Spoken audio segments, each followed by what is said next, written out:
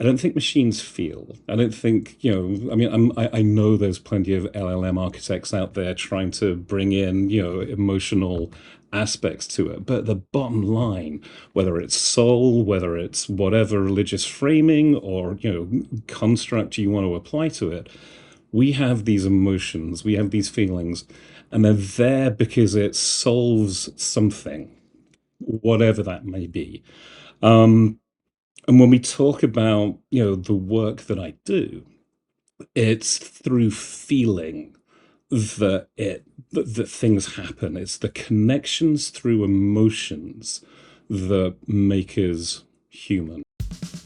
You're listening to Creatives Prevail, unraveling the stories of creative professionals.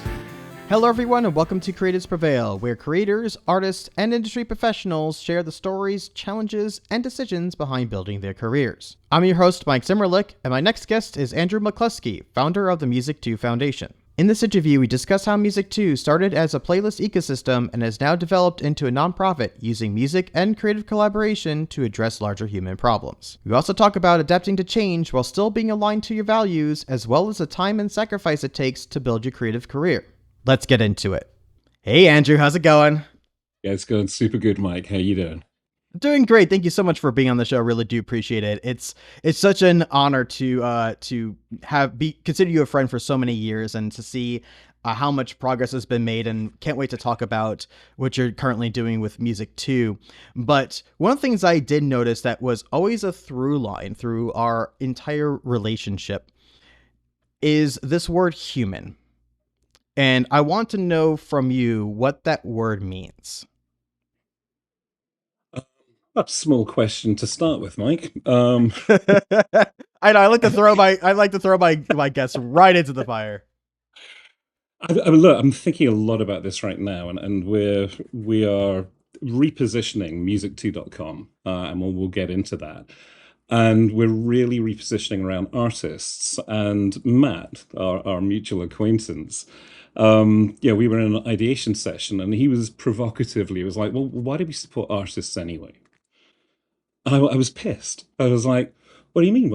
And but then there's you take a beat and you sit and you work out. Okay, I'm going to make the case for artists. I'm in the process of writing two essays at the moment. One is more of an internal one, and one's more of a forward-facing one for musicto.com. And to me, it speaks directly to the question, "What is human?" Which is, I don't know. I think it's feelings. I think it's there's the word, the thing that is resonant is that emotion, is that feelings. I don't think machines feel. I don't think, I mean, I know there's plenty of LLM architects out there trying to bring in, emotional aspects to it. But the bottom line, whether it's soul, whether it's whatever religious framing or, construct you want to apply to it, we have these emotions, we have these feelings, and they're there because it solves something, whatever that may be. Um, and when we talk about, the work that I do, it's through feeling that things happen. It's the connections through emotions that make us human. So, you know, what is it about humanity? What is it about humans? We have something that, yeah, some animals too. I'm a huge dog lover, and I know my dog feels at times, but there's something about emotions, there's something about feelings that make us human. That's what I think.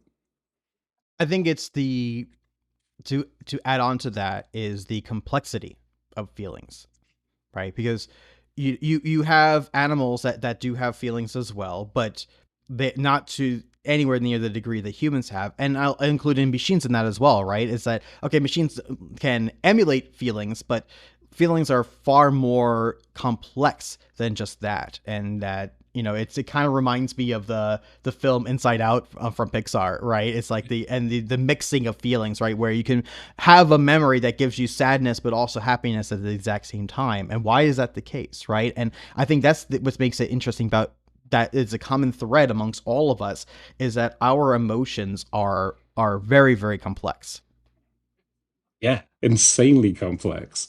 Um, Yeah, in this essay writing, I don't know what you're like when you're trying to make a case, and I'm structuredly doing it. At some point, I'm in the we have developed this frontal cortex and the neocortex. And why have we done that? Why don't other animals have it?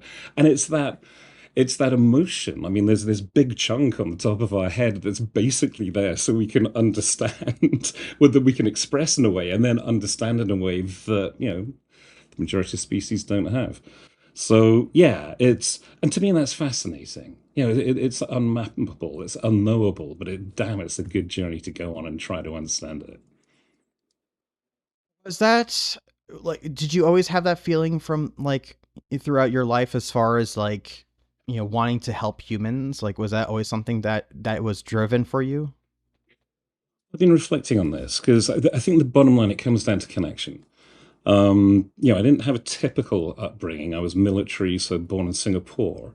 The military, you move around. So my parents were stable, but they sent, my brother and my sister and myself to a boarding school. That was the thinking of the time. So, I don't have what is known as a home. Even the home that my parents retired to, I never lived there as an adult. So I'm sorry, I'd never lived there as a child. So I don't have a secure grounding in terms of I come from this place. I'm Scottish, but I sound English because I went to an English boarding school. So, I don't have this deep sense of connection to a place. What I do have is a connection to music. And music's been this kind of red thread that's kind of run through my life, from playing the piano at 3 to being in bands when I was 12 to playing music. I'm the guy when I was in my corporate career, I was the guy at the piano, at the bar in the evening, and somebody was like, can you play Johnny Be Good or can you play American Pie? And I'm like, yes, I can. And yes, I will have another pint. And it was, and what I got from that is that every time music comes in, there's a connection. You can connect to somebody in a way where, oh, do you come from this village? Do you come from this town? It's like, okay, we have these things in common. I didn't have a lot in common with people, but when I was working with or playing with or surrounded by music, that connection just deeply made sense to me. And I think it's that thing that has run all the way through. And even when I've gone on various tangents, whether it was doing, corporate retail, and then music pulls me back, or I'm doing, non-profit management, and then music pulls me back. And of course, now I'm doing non-profit music management, so it's finally aligned. But it's, yeah, I think it's the connection. I think it's coming from a different space and recognizing that there's this thing that delivers something that maybe you didn't have, if that makes any sense. It does. And I find it interesting that you mentioned how music keeps on pulling you back, because you mentioned you worked in the corporate realtor world at Mark and Spencer's and did amazingly there, as a store manager, and you worked on a lot there, and then you decided to take a break and join a band, across the Yeah, pond in Los Angeles, and then got into the nonprofit space, which is like seems like a complete like 180 in comparison to what you were doing. I think you know, I don't want to say I can only speak for myself. You get born to your parents, whatever your situation is, and I reckon not reckon. I got dealt a really good hand. So unconditional love, parents together, brother and sister. So when you've not had a lot of challenge in your life, you kind of just tick along on the path because everything's fine. And I think that was very much me. And so, yes, I have a natural, piano musical ability. My family has it. Um, and I thought I wanted to do music, growing up, but then I ended up doing academics and I didn't do terribly well. And I, did a psych degree, and then I kind of fell into recruitment, and then I got a temp job, at the head office of Marks and Spencer in the recruitment department. And the head of the department looked at me and went, "What are you doing?" I went, "I don't know." So, I went through their management training and it was fantastic. I mean, it was the top rated management training program at the time in the UK, and they taught you, when you get the gig, you get put on the sales floor and they give you a rack of shirts and they say make that make money, and then they give you two racks, and then they give you a human, and then they give you a department and two humans, and then they give you a bit more, and now you've got a supervisor. So they teach you how to manage and how to grow from the ground up. And that was amazing. And I ended up running a food hall. You had about 100 people at peak, and it was amazing. And then I got pulled into head office. So then you became a buyer, and that was super cool because then you're working with high performance teams. You're working with amazing selectors and technologists, and I was the buyer, and you fly around Europe, and it was the best job I ever, it was not the best job I ever had, but it was an amazing job. And I had got married, and I had my 300-year-old cottage outside of London, and that was what life was going to be, and I hadn't really thought about it.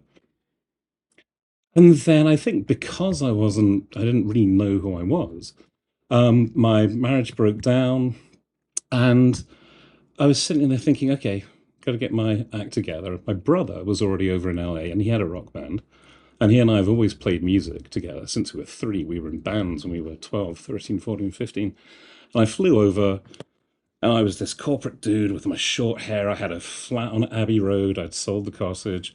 Life was going to be this. And they were recording their first album. And I was like, oh, cool. And my brother, Richard, said, dude, do you want to come and play the piano track on this track? And I was like, yeah, dude. So I'm in the studio, and there's all technical stuff. But bottom line, I played it, and he sat me down. I was, 29. He said, dude, what are you doing with your life? And I was like, oh, shit. And I remember sitting on the plane, flying back to the UK, going, what am I doing with my life? Wouldn't it be fun to go and do music for a living? And so, it's not quite so straightforward, but I resigned my job, sold everything, and flew out to LA, a year, 6 months later, and joined the band and lived that life of living in a studio in LA, washing in the ocean, living and breathing music, and that act of becoming a musician. So that roll of the dice, that change your life, it's that's I look at that and go, once you've done it once, you can do it again, because the amount of energy required to break the inertia of habit is huge. And I was at a position in my life where we didn't have kids, divorced, the future's this, and you roll the dice, and it very much feels like you roll the dice and you change everything. So that's what took me over to LA and took me into music. Wow, that's not an easy decision to make, especially when you're starting to get even to your late 20s, right? And you're like supposed to, like, not I want to say figure things out by that point, but right, it's like you had, even though you didn't feel satisfied, you still had, a comfortable lifestyle, right? And to basically give that up, to essentially to chase something that you're really passionate about, that's not an easy decision to make. Yeah. And it was nuts. It wasn't. It was nuts. I mean, you join a band that have been rehearsing 3 nights a week for years, and my ears weren't there. I mean, I come in, I can sync with my brother beautifully, but then, for the musicians out there, it was a classic, 5-piece band, but they played just slightly behind the one, and unless you've spent time with the band, it's just so hard to hear. And so you arrive in this place and you're practicing, and you have to practice with the band. And if you're a player coming in to a tight group and you're not a pro musician yet, it can be soul destroying, because not only can you not hear it, but they can hear you not hearing it. And it's so, and that's just time. It's just time. Um, I eventually left the band, for, just life does its thing. And I was fortunate enough to, I'd met my wife, Wendy, amazing. We were living in Venice Beach at the time. I couldn't work because I didn't have a green card. She had just had a car accident, so she was off. And we had this extended honeymoon at Venice Beach, living in this small, one-bedroom apartment. And all I did in the mornings, I would play for like 3 or 4 hours, and initially recording onto cassette tape onto C90s, and then I would listen to what I played in the morning and the afternoon, just walking the beach and walking the boardwalk. And then I remember we transitioned to CDs, and it's hours on your instrument, and I could hear my ears changing, and my musicianship started to change. And then I picked up one of the, when you're a band in LA, you can pick up gigs doing acting as the band for talent or independent gigs. So Shadow Man was a company that was Kelly Lydell. Her dad was a singer, a country singer, had a hit Primrose Lane, and she had this great country voice. And she was looking to, mix up her style a little bit. So they got this, well, the band, my brother's band, Sterling Brig, came in, and Kelly and I just synced. Yeah, there was something that we had as a partnership, and so they called me and said, "Hey, do you want to come and work with Kelly in a in a writing role?" And at that point, my musicianship had got to a point where I was like, "Yeah, I do," and that was really my first proper paid gig, and that was the best gig of my life, almost. That was taking the Amtrak from Union Station in LA down to San Clemente, getting picked up in a Rolls Royce, driven to Oh the house, wow. and you sit and you have the whiteboard, and there's a keyboard, and there's a guitar, and you have a 4 hour writing session. This was every Wednesday for 2 years, and the goal is to write a song. People talk about, oh, creativity. No, creativity, you work at it, and we wrote 78 songs, and we took a load of them in. Yeah, that's a different story. But that was becoming a musician, and it's time. You can't fake it. You can't cheat it. When you go to the studio and you're on the other side of the glass, and you've got an engineer and a producer and the talent and the purse that's paying for all this, and you can't find that piece, then you're in, it sorts out, who's who very quickly. But I love it. It's one of my favorite places to be, the studio. So I find it interesting because when you founded Music 2, right, this is then it became more on the other side where instead of being in the studio and you were making the music and performing the music, you were creating a platform that was supporting other artists. So can you talk more about why you made that decision? Well, I think you got to work out who you are as a human, or who you are as an artist, as a musician. And I know I am an accompanist. I can't even say it. But I'd taken piano lessons from 3 all the way up to 12, and I hated it. 12-year-old, and you're playing Chopin and you're playing Mozart Mhm. badly. And so I just didn't want to do it. So I was going to give up the piano. And my brother, again, had said, look, there's a music teacher. Why don't you go and see him? So there's this amazing guy called Phil Nash, who first lesson said, great, let's work together. And we're not going to do classical. We're going to do, more modern music. So he gave me a blues scale, said, go and learn this. I'll see you next week. And of course, a 12-year-old kid, I didn't learn it. And I came and sat in the lesson. And he said, right, play it. And I was like, you know, trying to, bluff my way through it. And he just got up and he turned to me and said, right, if you're going to waste my time, we're not going to do this. I'll see you this time next week. And if you haven't learned it, we're done. I was like, oh, it was the first time. And then so I worked at it. It's amazing when you work at it, it comes together. And he turned me into an accompanist. So he taught me how the pianist should work behind, the piano. If you're going to accompany somebody, you're not the star.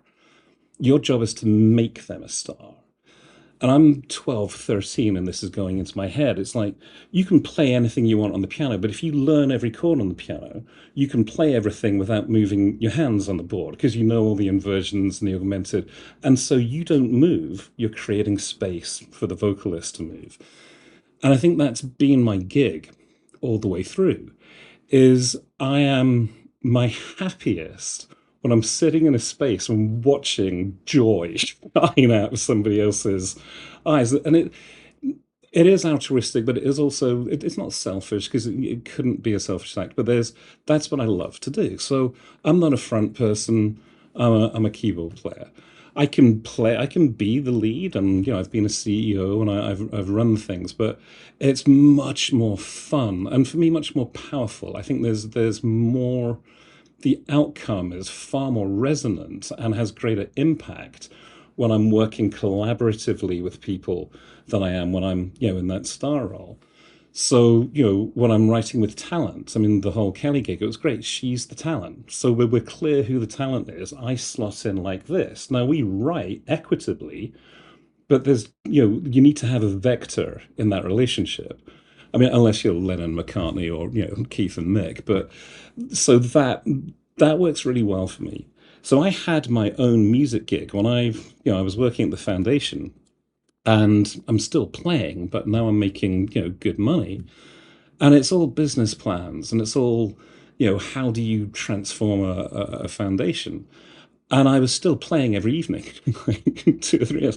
And it's this long form piano music, and I would play it, and then I would listen to it, and I'd get into a flow state when I'm writing business plans. And that was the penny dropped of, well, hang about, well, this is music to work to. You're like, well, that sounds good. Maybe I should trademark that. So I did the first music to work to with the number two, MUSIC2 work number 2.com back in '06.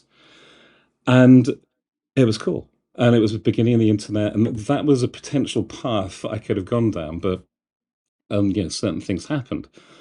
So you scroll forward after, lots of things happen, gets to 2015.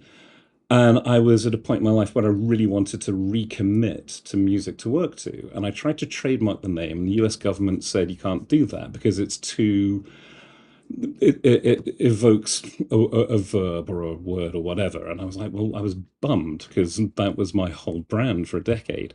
And I was online searching, and musicto.com, musicto.com was available. I was like, that's it. So I bought that. And to answer your question, my initial year of working with musicto.com was to promote my own music to work to. And it wasn't working. And we can get into a discussion about, marketing of music and how that's changed, since Spotify and the arrival of playlists. I mean, that's a whole different discussion.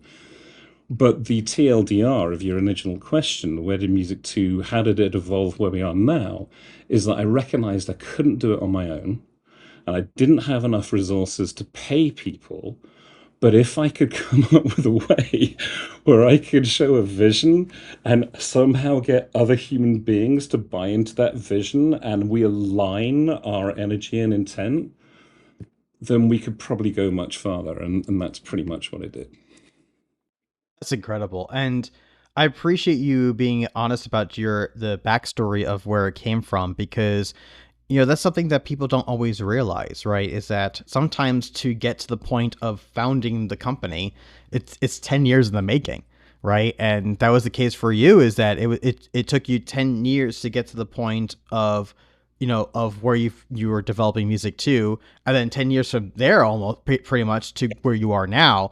Yeah. And that's the thing, is that these things sometimes take a long time to figure these things out, and especially for something that you are really passionate about, right? Is that sometimes it just takes time to find what you love to do, but then also having others to support you in that passion as well. And I'm not talking about just people who work for you. I'm talking about finding, customers or clients or fans or whatever the case might be, to also join in on that as well, because they also share the same joy and passion that you want to emanate. It's absolutely true. Yeah, it's quite nuts how it works. I mean, you're right. We're now 10 years. In 2015, I bought the domain, sussed out the business model by the back end of 2016. And then, so really it is now in 2026. Yeah, we've been in this for a year, and now on a completely different business model. But there's a point to reflect on. I was obviously looking at the episodes of the pod earlier, and there's a general thread that the people that you interview talk about is about perseverance, staying the course. And particularly nowadays with music, I mean, you've got to be a little bit wrong if you want to pursue music as a career. I mean, it's the most stupidly, ridiculously hard thing to make a living from. It's, and it continues to be so as, the idea of music is not devalued, but certainly monetization of music is changing. And yet, if you know this is what you're here to do, if you can't not do it, perseverance, I think, helps you find a way. But it's not, hey, it's great, come on in, kids. It's you have to be prepared to have not have a lot of the things that your buddies and your friends and everybody else has. Look, you've been in it for a while now, so you'll understand this. Is that it is it I feel like it's a different type of challenge. Because here's the thing, right? Is that when it comes to music now, I don't think in my lifetime has never been as accessible as it has been ever. Yep, So, right? And I'm talking about accessibility on two fronts. One is production, yep, and two is distribution, right? When yep, you were starting a band, right, you still had to go to a recording studio, which was costly, right? And depending upon the project that you have, you may still need a recording studio, but there's a lot of things that you can do now on your own in addition to being in the studio session. But back then, it was for the most part studio or nothing, right? To get anything that sounded commercially viable.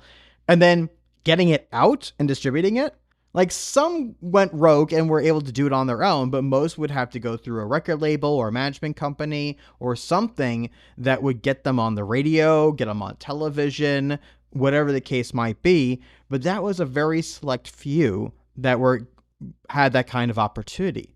Where now, literally anybody can make music on their own and hit a button, and it goes out to a distribution network that goes to the entire planet.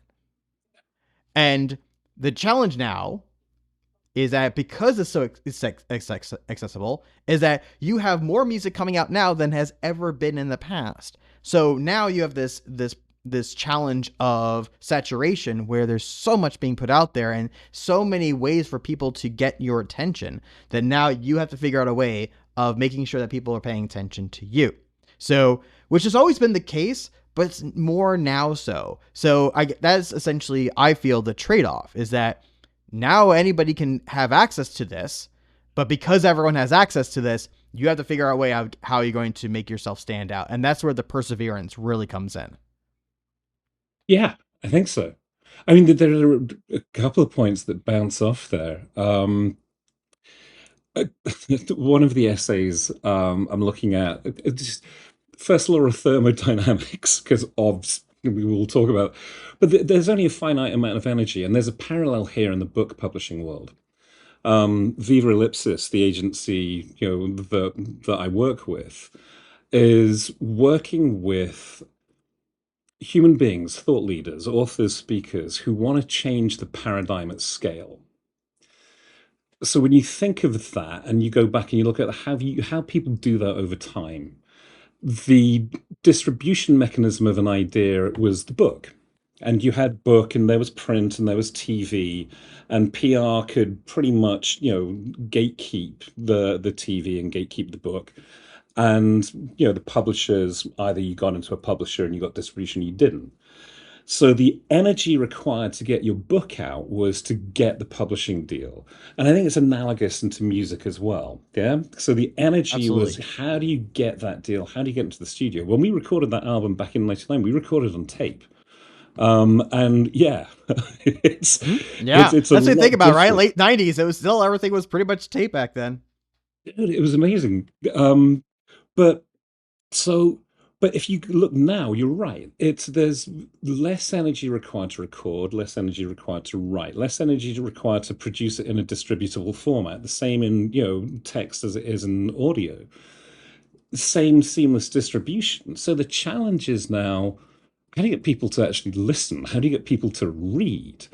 And that, to me, that's where the opportunity comes for the entity who is driven by this.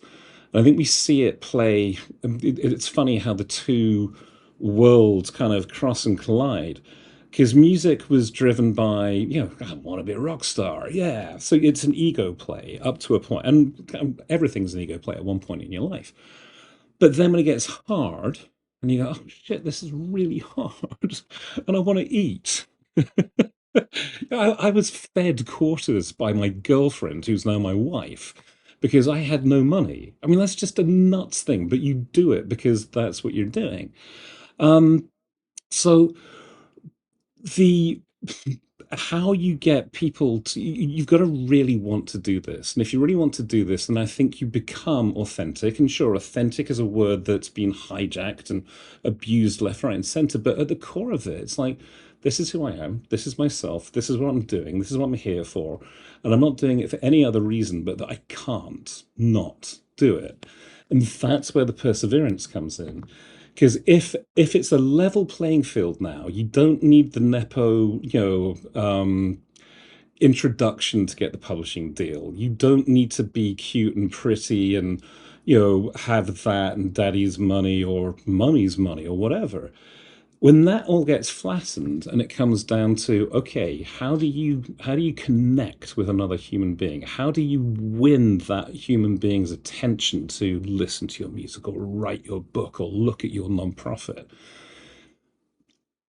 That's cool. I mean, now this is interesting. The platforms are now distributed equitably. We've got access all over it.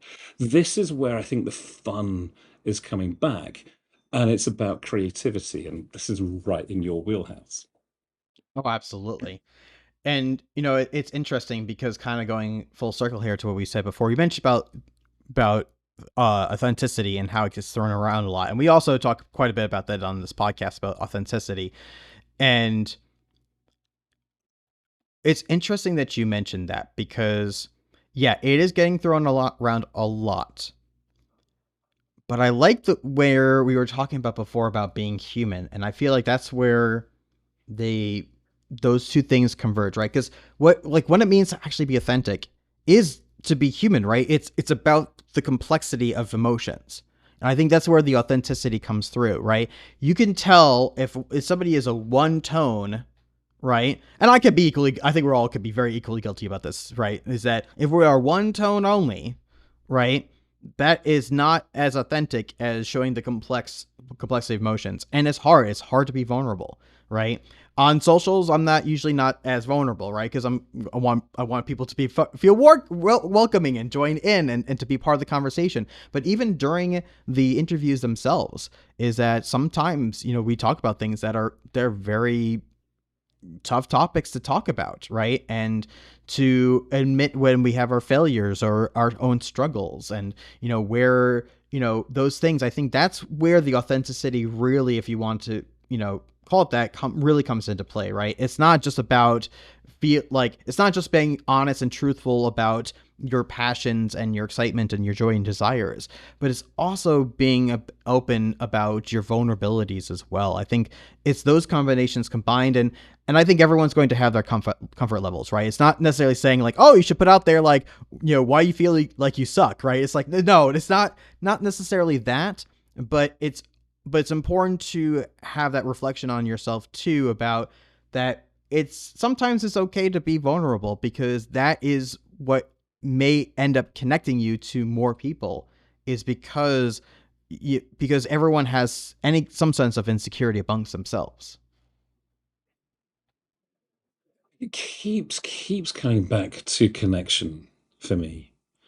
Um, you get your time on the planet, and depending on what belief you have, whatever happens when you're off the planet. So there's Matt, shoot me if I didn't say the word zeitgeist in the pod.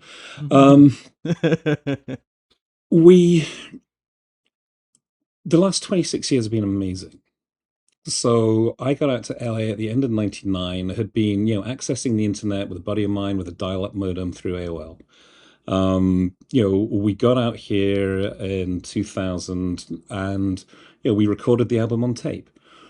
I would go down to the post office in Playa del Rey, and we would send physical CDs to, mags down in South Africa or in, Holland, because you could find out all the cool indie magazines through IRC chat. So that was still very analog.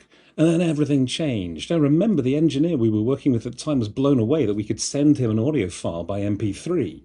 And so it was still so nascent. And you look now, 25, 26 years later, and the world is so much more connected, but it's not. And I think COVID was an amazing that's an amazing cultural construct in terms of what it accelerated the isolationism, and it accelerated the the bell curve of, oh, we're online, and so we're all getting really connected, and then the bell curve comes down because we're not really connected, because those aren't real connections, and the connections that were hidden behind, and it's opened up that door for true connection. And to go back to your point, in the whole Brené Brown, vulnerability thing, I think it took off because people were desperate for human connection and they could connect. And we don't show that. And when we show a little bit, it's like, oh my gosh, I feel seen. I feel myself in there. And I think we're at this point where, okay, we had the short term, soda pop of connectivity through the internet over, and these things take decades. This is not something that happens in a year. Right. And we're learning that, okay, I think there's a hunger for real connection. And I think artists are going to drive that, nonprofits will drive that, and it'll be different from being buddies in a chat room or friends on Facebook or following somebody on Instagram, because we know that's not feeding it's not feeding the need we have. I completely agree. I do want to talk about music too, because where is at Right. now, because I don't think we touched upon this a little bit, but when music 2 launched in, officially launched in 2015, 2016, I would like to, I'm going to put my perspective on this and please elaborate, but it was, to me, what, because that's how we got introduced, was through music 2. It was a playlist ecosystem. And I really liked that a lot. It wasn't a just end to end, I'm going to just do a pitch. It was, hey, this is some really cool music. Is there anybody within this ecosystem that also likes it? And the way that the platform worked was it made it very straightforward as far as providing enough information and making it simple enough, but also being able to deep dive into to filtering out to the right people as far as who that you would think would really like this particular music, right? And there was somebody on the other end that was actually listening and saying if this would be a good fit for what they were trying to curate. And that's something I always really appreciated about, was, again, the human element. We'll go back to the word human, the human element of the process from start to finish. And something that I really admired about music too. And I feel like that spirit is where it is today, but it's in a very much of a different form, if you will. There's nothing like time to test hypotheses and find out whether they're right or wrong, and then what do you do with it? Because Music 2 started as a commercial play. The vision I had was build audiences, monetize the audience, reward the artist. That was it. And you could do that. This is 2016, 2017. And the play it was a very basic SEO play. A playlist was nothing more than a blog on musicto.com. And we got the playlist curators to add a track a week to their playlist. So you would publish that track on the Spotify list, but there was also a dedicated write up on the track. So you effectively had this unique blog post being published on musicto.com that linked out to Spotify. But we also taught the playlist curators how to use social media. So they linked out to a Facebook page, they linked out to Instagram, and they linked out to, I can't remember what the other one was, but and we taught them how to use social media marketing to market their list. We had whole how-to videos on like how to adopt hashtags and what the best time to post is. So the whole model was back in 2017, 2018, music discovery was all about getting onto Discover Weekly. And if you could get onto Discover Weekly, Spotify's algo understood what tracks had momentum. So that's the last mile gap. And that was hard for independents to solve because that's solved by the labels because they had the relationship.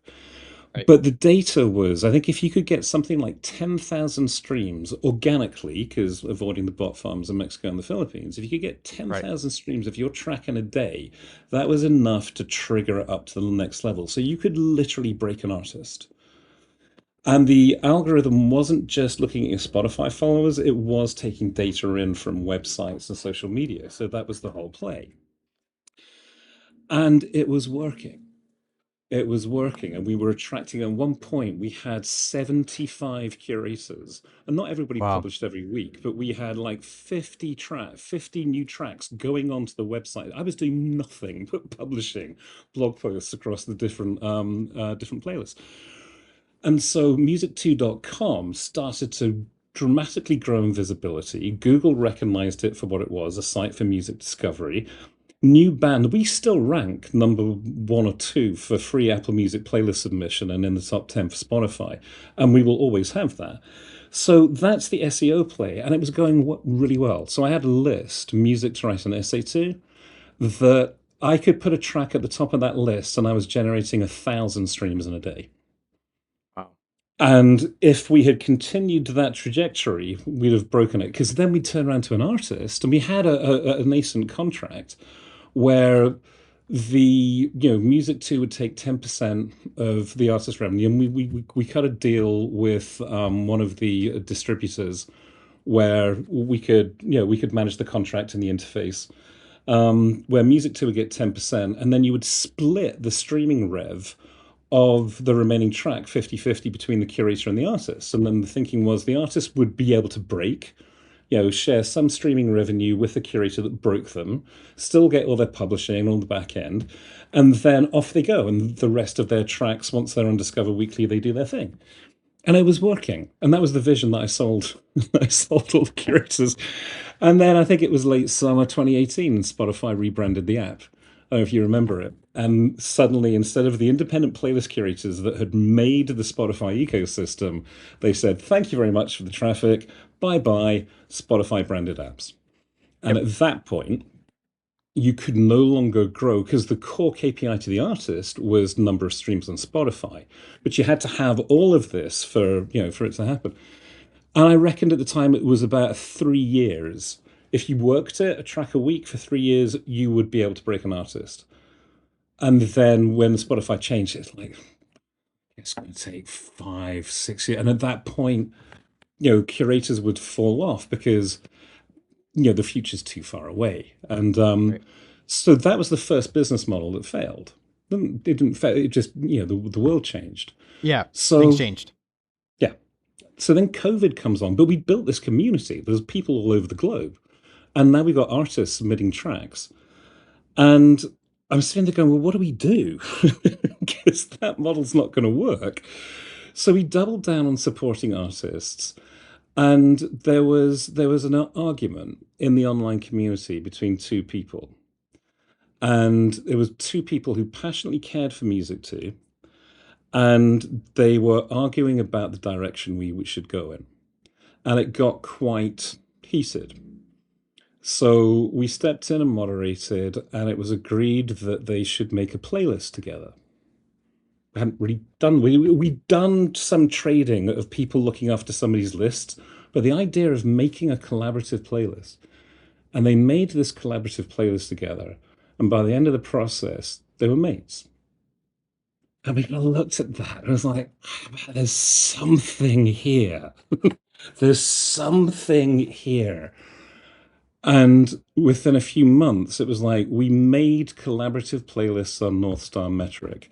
Because if we couldn't monetize this thing, let's grow this community. Let's see what community can do. And so that became the magic. And so we established, process around that. So it was a 22 track playlist, and you each trade tracks one at a time. and you get this list, and then you publish it, and then you share it out with the artists who are on, and it was super cool. Um, and so, but there's a flow that comes with that. The result of that is that we had all these connections growing.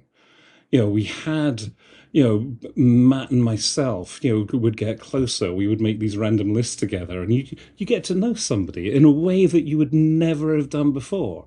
Of making lists with, young women in the Philippines, young men down in Bulawayo, Zimbabwe, with people in Colombia, people in Argentina. And I'm listening to the best music of my life, not because an algo fed it to me because it's trying to monetize it. It's just because some cat in, I don't know, Panama really thought, that me coming back with, I don't know, Dawes's, a little bit of everything made them think of a Cat Stevens track, and it's just like, wow, I would never have put that together, but it's amazing, and it's that became the core aspect, and it's one thing that's baked into what Music 2 is evolving into, which is the power of collaboration, the power of creative collaboration that has two outputs. It has a tangible output that we can look at and see and publish and share to the world and act as a record of the collaboration. But it has the change in the relationship between the two humans that is it's so loose and easy, but it's also quite profound in that I can't think of any other collaborative creation that requires such low muscle memory. You don't need to be able to play the piano or paint or draw or drive a car together. All you need to do is love music and be curious, and you create something that's bigger than the sum of both of you. And so that's one of the fundamental things, and we discovered it because two people had an argument. That's where sometimes the best ideas come from, right? I mean, get totally out of left field. But to fast forward through it, the community didn't sustain. And we had to do a lot of long, hard looking at that, because what happens is that if you think of a community, the goal for a community is growth. It's like you want a community and everybody's in it forever, and it's this growing thing. But humans have a life cycle through communities, depending on what that community is geared for. And I think what we learned is people came in and they loved the idea, and they would do a collaborative list and they would do another one and the third. By the time they got to the fourth, they'd probably, there are now other things in their life that they want to come and do. And so if we were architecting for a growing community, and yet over time the attrition, people come in, they stay for a wee while and they go, we were architected wrong. And, again, this is the second, phase of Music 2, where we'd gone from commercial playlist audience play, where we were, I thought, let's sell to Warner or let's sell to Universal. That's gone to, okay, we're not going to make any money on this, but let's grow a community. And then the community is like, it's not really going to grow. You're going to serve people for about 5 or 6 months, but then they're going to go off and do something else. It's like, okay, that's not going to work either. What do we do? And at the same time, the costs of running this, increase and increase. And we were paying people to do some community work and so on. And that's when, okay, we looked at what model, and you'll remember not back in the day, but 4 or 5 years ago, we were looking at tokens, we were looking at DAOs, we even architected tokenomics for Music 2 based around behaviors. And we looked at, would we want to do a Music 2 token? We had the infrastructure, and I just never pulled the trigger. I'm quite glad that we didn't. But so we were looking at all the models, and then it was like, well, what is this thing? Why does this thing deserve to exist? And it kept going back to connection. There was, you couldn't deny that these human beings were happier as a result of doing this before they came in. And so it was like, so we're not going to make money out of this. It has to pay for itself somehow. The only thing that makes sense is if it is a social good. And at that point, it's like, okay, we're going to become a 501c3, and that takes a long time to do, and get the financial plumbing and the infrastructure in. So, and I'll talk more about it, but I'll take a breath because the foundation website finally goes live tomorrow. And, that's good. Congratulations on that fact. So, as of when this recording comes out, the live site will be live. So we'll make sure we'll have that, of course, in the show notes. But that's really really exciting because again, like you said, it's not easy to get nonprofit status, and I really appreciate you going through the thought process of, okay, this is what was working then, it's not working now. What is the core values of what this is, and can we adapt or change it to what would make sense for what is needed now?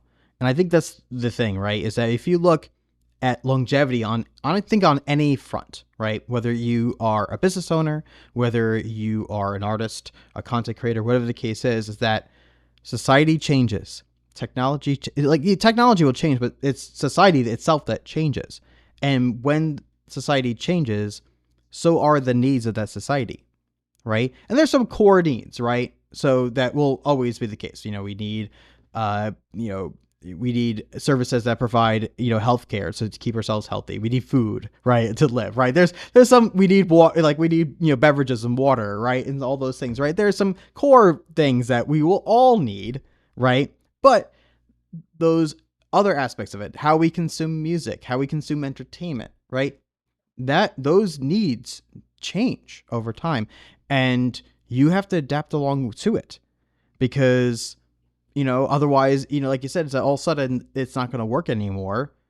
And if you keep on trying the same thing, it might fail even harder than it would have if you didn't pivot at that moment in time. And I think if you look at anything out there, really, for the most part, they change along with the times. They try something new. They try something different, right? That is going to provide something to their clients, to their audience, whatever the case might be. 100%. 100%. Yet, what underpins it all is your values. What do you choose to do? So we spent a lot of time earlier on establishing what the values of Music 2 were and what they are. And we have them on the new foundation site. It's listening, it's kindness, it's empathy. It's sharing, it's publishing, it's creation, collaboration. But one of the experiences that shaped me as a musician is how many people are willing to take the money from the musician at the early stage. Yeah, it's the mining the miners. It's the 49 gold rush. The people who made the most money were selling shovels, not getting any gold. And I'd always thought, I've been a broke musician wanting to submit to a magazine, an online magazine, but there's a paywall and I just don't have money. I'm just broke. So how do you solve for that? So we've always been super clear that the last thing we will do before we fold up shop, we just won't do it, is take money from artists. Enough people out there doing that. So when you hold that, we were offered money several times over the last 10 years because we'd grown a big platform. We had visibility. People wanted to pay us to review their music and put that on. But that's out of integrity with what we do, because that's basically saying, well, if you've got money, you can circumvent the system. And that's the way it works. It's payola, it's everything. It's like, no, because it's there's an argument, certainly in America, that if you have money, you've obviously been successful, and therefore there's a moral imperative that money is a good gate. And I just don't believe it. And in art can come from anywhere. You can create art. It doesn't matter what family you were born into. And so to put an economic barrier between the expression it's anathema. I don't want to do it. I'm not going to do it. So that shapes when somebody says, hey, can we buy your influence? No, no, you can't buy our influence. Can we buy what you have? Can we shortcut because we've got money? It's like, no. No, you can't shortcut because you got money. It's a level playing field, and we're dumb, we're stupid. We're not dumb and stupid. We're ethically aligned, but it's like we've turned that down many times, and but that's paid off in the long run because now we've got three active programs running on the foundation that couldn't exist if we'd taken the short-term dough. Right. And it's interesting is because I mean, let's be honest, is that if you have finances that you can invest into your endeavors, into your project, right? You definitely have an opportunity there, right? It's definitely something that you can certainly leverage, right? That's like because money gives you opportunities, right? That's the bottom line. Money can give you opportunities, but they are just opportunities, right? There's no guarantee there either. And we've seen this over and over and over again. So just because you have the money to spend, it doesn't necessarily guarantee that you're going to be given success because of it, right? So that has to be clear. Yes, it will give you opportunities, right? If you spend your money into aspects of things, it will give you opportunities, but is it the right opportunities? And then are those opportunities actually going to become something of it, right? So there's that. And second, like you said, is that you have to go down to your core values, right? Like I would have no judgment if you're like, yeah, cool, like we can, like if we believe in what we're creating. So if you want to pay us to give you these, to again get to give you these opportunities, awesome, right? And if you believe in the value and it is providing them value and so forth, that's fantastic. But I also respect too that that's not what you wanted to create. You wanted to create something different, and that also something to be said too is that I think, and again, I think again it comes down to what we were talking about before in the beginning, which was being human and authentic, and that is that creating something that you ultimately believe in, right? And however, whatever way that you see fit, but this is something that you believed in. This is where you felt that the platform is now evolved into, and now you are and you're sticking to your ground as far as what you want this to represent. And I think that's extremely important to I think for anybody, I think for your own sake, right? Is having something in place that you truly believe in and that this is what you want to provide of value to the rest of the world. 100%. And it's the economics of a thing are interesting. The being a broke, penniless artist is such a life-forming experience. When you don't have enough money to feed yourself, and but you're this is what you do. You're a musician, and society has removed the vast majority of ways that art can be created. And this is not the best time, in on the planet, unless you're in Europe, where they're still subsidizing and funding the arts. But so yes, I'm certainly not. There's who is it? There's the submit your track. It's a company out of South Africa, and they're really good, and they're great. You pay to have you submit your track to them, and they curate their curators, and they're really great, and I'm all for that. Because you pay for what you get. There's no nepotism. Everybody's on the same playing field. You just pay to access curators' ears. And we did look at that model, and it was just like that already exists. Go to them, Right. And the role that we are playing is that the last mile gap is there's an entire infrastructure, and the algo is pretty good nowadays. I mean, if you can get onto Discover Weekly, a bit like YouTube at the moment, if you do have good content, their AI is getting pretty good at getting it up to the next level, but you still need that first kind of step up. So, yeah, I'm not against making money. Hell no, I'm not.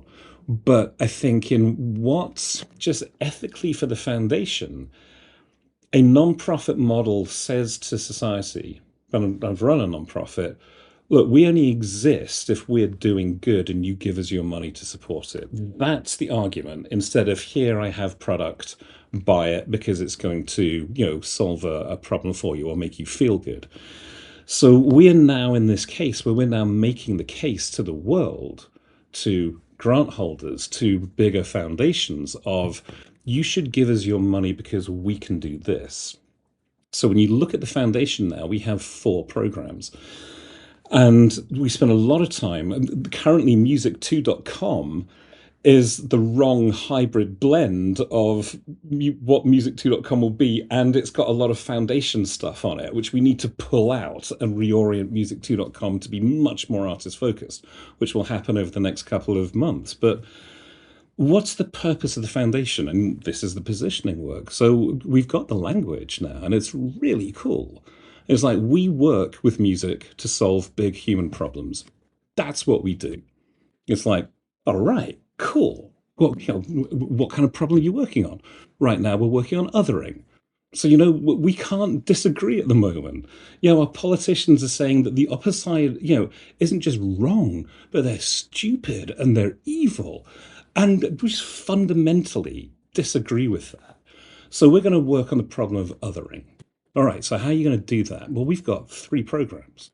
So our first program is musicto.com. This is where we're actually connecting people. And we've got this collaborative playlist project. We've done 650 in 37 different countries, and it's amazing. And there are real relationships that form. From that, because that exists, we have thousands of artists that come to musicto.com and give us their track to be reviewed by our curator community. And so now, when they submit their track, we ask the artist a question.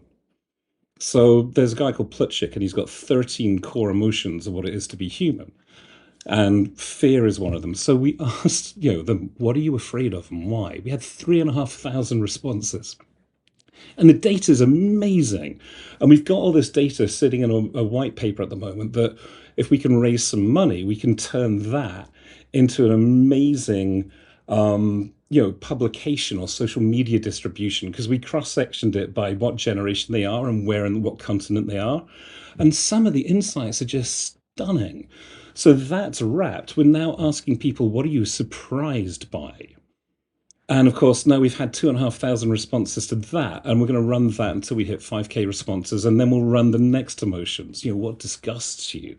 So now, because we built the brand around legitimacy and artists are coming to us, and we're not selling them anything or taking their money, they're giving us their time and attention to create this global data set on what it feels to be human. And it's so cool. And then that's our second program. And so then the third program is the Substack.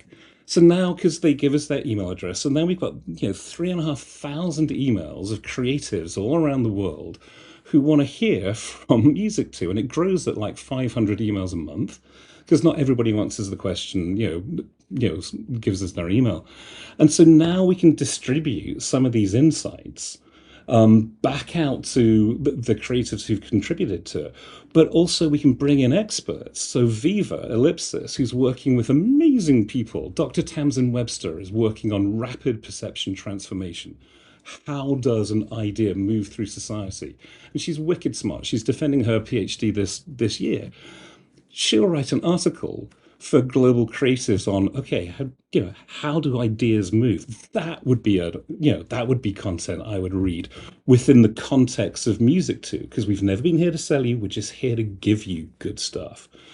So those 3 programs all feed on top of the each other, raise the visibility, and then the 4th program is in real life. So we'll start sponsoring bands together. We'll bring people together. That's a program that we're developing this year, and we want to run one in Scotland and one in the Philippines by the end of the year. But again, it all comes from where we started. Wow, that's incredible. Well, I cannot wait to see it launched. I mean, obviously from this recording, it'll be launched tomorrow, so I can't wait to see everything coming to fruition. I think this is a good point to kind of wrap things up here. So I did want to ask you a couple of fun questions, and you mentioned you listened to the episodes before, which thank you so much for doing so. That's been that really means a lot to me. So you probably will know what these questions are if you were paying attention, especially to the end of the interviews. So first question for you. What was the very first concert that you ever went to? Katrina and the Waves. Nice. I saw Walking on Sunshine. They were brilliant. Wow, that's amazing. That's a great one. It's always fun because everyone has a different answer. I don't think I've ever heard Well, I don't want to say that. There probably were a couple that were very similar to each other, but for the most part, almost everyone has a different first concert experience, and it's just wonderful to hear. It was so cool. They came on with the set of 4 or 5 piece, and it was like rock and roll. And then this horn section suddenly stood up from behind the drum riser, and it was. I Oh remember thinking at wow, the time, "Yeah, that's pretty cool. That's pretty cool." I was super young that's as well. awesome. So, did you? I mean, you obviously you are so passionate about music and love listening to all kinds of music and new music. Is there a particular artist that you're going to right now that you want to give a quick little shout out to? There was two. I fell down a Sam Fender rabbit hole this year. Sam Fender is amazing as a lyricist, as just a human being, and his three. He just had his last album, People Watching, won the Mercury Prize. If you haven't known Sam, if you're old like me and you like guitar kind of music, it's like a cross between Springsteen and Dylan, and just cool. I mean, I think he's a great. He's an artist that's what artists are there for. And he just seems such an awesome dude.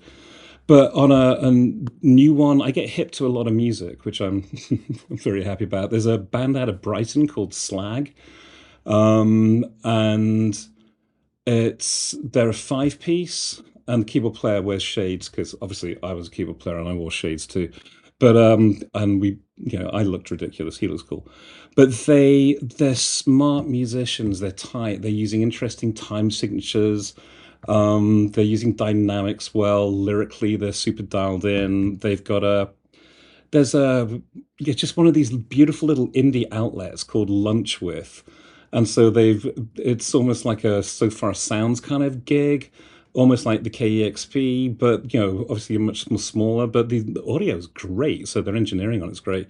It's on YouTube. They're called Slag, and yeah, they're cool. I hope they do well. Definitely check them out. All right. Last question for you. If you're only able to give one piece of advice, what would that one piece of advice be? Have rich parents. That is probably the most honest I've ever heard and never heard before out of all the interviews I've ever done, but that is I all don't right. But know. if you don't have if you don't have rich parents, what would No, that there piece of is there advice is be? there is there's just one context. So Derek Sivers, again, Yes. amazing human being, just walked the walk. And So Derek you Sivers, told for everyone who doesn't know, he's CD Baby, right? right, but he sold CD Baby and gave most of it away to to musicians and artists and I mean, he's a dude. Um, he said the happiest people he knows in terms of when it comes to being musicians or artists are the ones who have a day job and they do their art on the side. And I find that to be frustrating and inspiring, and also just for the if you're an artist and creator listening to this, you listen to that and you go, well, shit, no, I don't want to do that. And so I think the advice, if you are a creator, if you are an artist, if you want to do this, um, you know, don't let anybody tell you not to do it. Don't. So many people have told me what I'm doing is dumb, it's stupid. I'm going to not have this, and they were right. I don't have the things that my peers have, but I've never questioned why I'm on the planet. And since I changed my life, why I'm here, what I'm here to do. The only time I'm ever down is when I don't think I'll realize the dream. But, the existential angst of what am I here as a human? No, I know exactly why I'm here. And I will pursue that. That's amazing. I couldn't agree with you more. But thank you so much for being on the show. This has been an absolute blast. So, I really do appreciate it a lot. Of course, we're gonna have in our show notes about music too. But please, especially if you're a lover of music, if you want to, or you're of course if you're a musician yourself, please check out music too. I've known Andrew for quite a long time now, and love everyone who's been a part of the platform. And quick shout out to Matt Jenko, who's been on Yeah. the podcast before and so forth. You mentioned about Viva Lipsa, so we're gonna do a quick little shout out to Matt too. So he's a good bud as well, and it's always inspiring to talk to all of you. So thank you so much for being on the show. It means a lot, and and seriously, I wish you the best of luck with these endeavors, because we need more people like you who are again authentic and human, and doing something that's a good for everyone else out there. So thank you for all that too. Mike, thank you very much for having me.